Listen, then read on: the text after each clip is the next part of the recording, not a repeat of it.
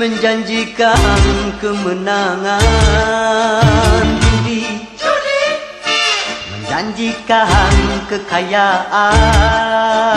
Bohong, kalaupun kau menang, itu awal dari kekalahan. Bohong, kalaupun kau kaya, itu awal dari kemiskinan.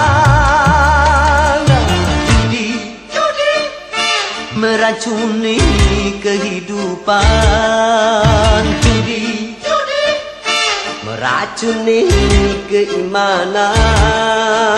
Pasti karena berjudian orang malas dituai harapan.